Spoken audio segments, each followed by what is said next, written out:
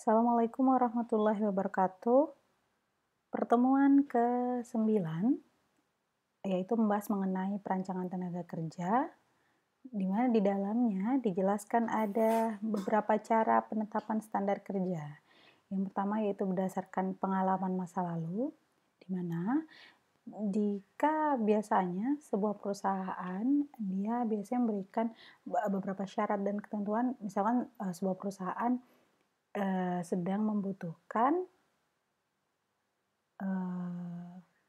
manajer pemasaran misalkan. Nah, itu biasanya ada beberapa kualifikasinya. Misalkan dalam kualifikasi tersebut disebutkan bahwa minimal dia sudah pernah menjabat sebagai manajer pemasaran selama 3 tahun atau lebih, misalkan seperti itu. Nah, itu cara penetapan standar kerja yang pertama berdasarkan pengalaman masa lalu. Kemudian yang kedua, yaitu berdasarkan studi waktu, di mana dalam studi waktu itu mencakup penetapan waktu bagi sampel dari kinerja para pekerja dan menggunakannya untuk menetapkan standar.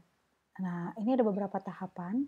Yang pertama itu mendefinisikan tugas yang akan dijadikan objek studi, kemudian memilih tugas, kemudian menentukan berapa kali tugas akan diukur, keempat menentukan waktu dan mencatat waktu, kemudian yang kelima yaitu menghitung waktu siklus aktual rata-rata. Di mana dalam waktu siklus aktual rata-rata ini memiliki formula jumlah waktu tercatat yang diperlukan untuk melaksanakan elemen dasar tugas dibagi dengan jumlah siklus yang diamati. Nah, kemudian tahapan selanjutnya yaitu menghitung waktu normal untuk setiap elemen dengan formula waktu normal sama dengan waktu siklus aktual rata-rata kali faktor peringkat. Kemudian tahapan berikutnya yaitu menjumlahkan waktu normal untuk setiap elemen agar diperoleh waktu normal total untuk suatu pelaksanaan tugas. Di mana kemudian tahapan berikutnya dia menghitung waktu standar. Waktu standar memiliki formula waktu normal total dibagi dengan 1 min faktor kelonggaran. Nah, faktor kelonggaran ini adalah waktu yang diberikan untuk keperluan pribadi, di mana dia memiliki selang kepercayaan atau sering ditetapkan sebesar 4% hingga 7% untuk faktor kelonggaran. Di sini ada contoh manajemen sains mempromosikan seminar pengembangan manajemennya dengan mengirim beribu surat yang diketik satu persatu kepada berbagai perusahaan. Nah, studi waktu dilakukan pada tugas penyimpanan surat untuk dikirim dengan dasar pengamatannya bahwa ini manajemen sains mengembangkan waktu standar untuk tugas tersebut. Di mana dia menetapkan juga faktor kelonggaran sebesar 15%. Ya. Nah, dalam siklus ini yang diobservasi dia dalam menit ya. Kemudian ini ada beberapa elemen pekerjaan, ada mengetik surat, mengetik alamat di amplopnya, kemudian mengisi amplop dengan surat dan memberikan perangko dan menyortir ya. Ini ada peringkat kerja di mana dia ada 5 peringkat kerja, 1, 2, 3, 4, 5. Ini dengan faktor peringkat ya. Misalkan yang pertama itu mengetik surat, ternyata di peringkat kerja pertama dia nilainya adalah 8 menit, kemudian yang kedua 10 menit, 9 menit, 21 menit, dan 11 menit dengan faktor peringkat 1,2. Kemudian mengetik alamat di amplopnya, ini 2 menit, 3 menit, kemudian yang terakhir yaitu di peringkat kerja 5 dia 3 menit dengan faktor peringkat 1,05.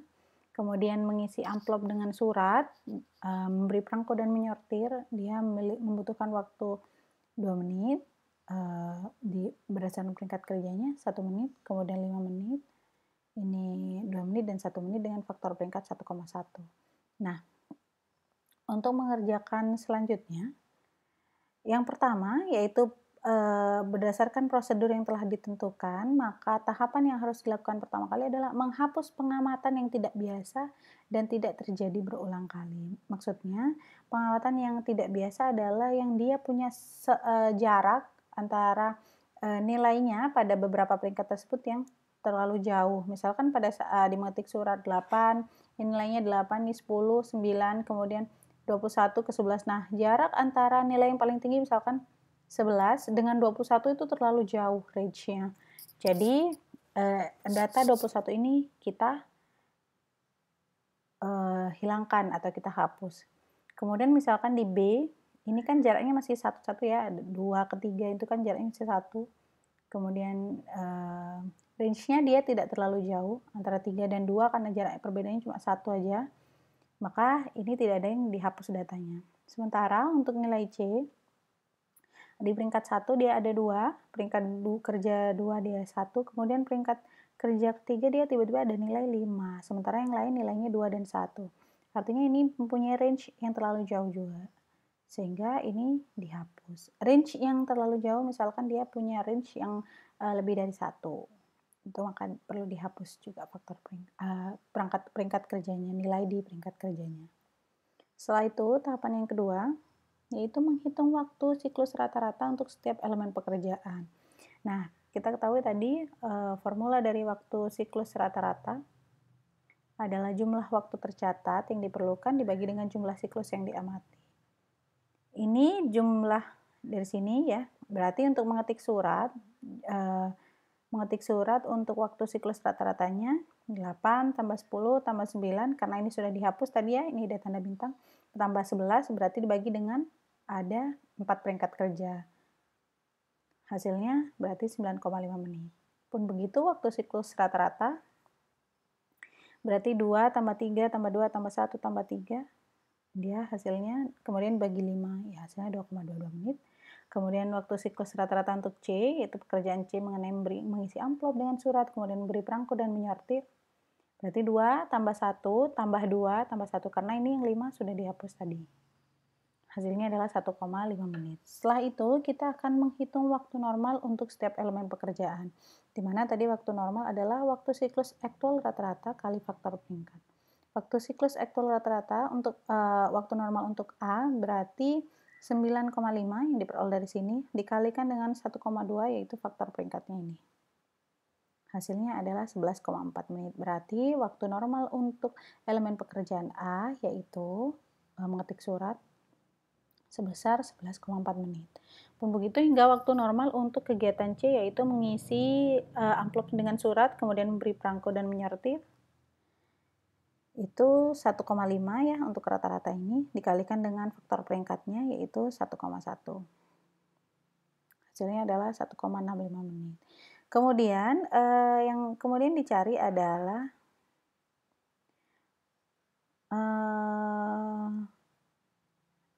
untuk ini ya, menjumlahkan waktu normal. Jadi karena tadi hanya menghitung waktu normal, kemudian kita menjumlahkan waktu normal, di mana waktu normal total ini 11,4 menit tambah 2,31 tambah 1,65, hasilnya adalah 15,36 menit. Jadi waktu normal total untuk setiap pengerjaan mulai dari mengetik surat, kemudian mengetik alamat di amplop, kemudian mengisi amplop dengan surat, memberikan perangko dan menyortir, itu ternyata waktu total yang dibutuhkan untuk per seorang mengerjakan adalah 15,36 menit ya.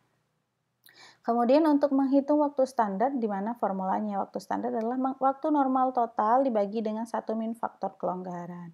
Di mana di sini ternyata faktor kelonggarannya bukan 4% hingga 7%, dia menetapkan, perusahaan tersebut ya, menetapkan ada faktor kelonggaran dia sebesar 15%.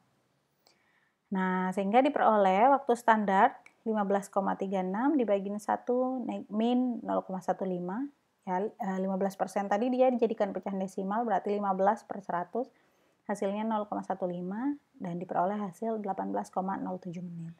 Jadi waktu standar ternyata 18,07 menit. Sementara untuk waktu normal yang diperoleh ya waktu normal yang dihabiskan untuk membuat dan mengerjakan elemen-elemen pekerjaan tadi ya yang mengetik surat, kemudian mengetik alamat di amplop, kemudian mengisi amplop dengan surat dan memberikan perangko itu ternyata 15,36 menit. Artinya waktu normal yang dilakukan oleh karyawan di perusahaan tersebut lebih cepat dibandingkan dengan waktu standar yang seharusnya dihabiskan waktunya ya untuk mengerjakan beberapa pekerjaan tadi. Begitu. Untuk perancangan tenaga kerja di penetapan kerja standar sudah selesai. Untuk materi teman-teman bisa dapatkan di WhatsApp guru. Terima kasih. Assalamualaikum warahmatullahi wabarakatuh.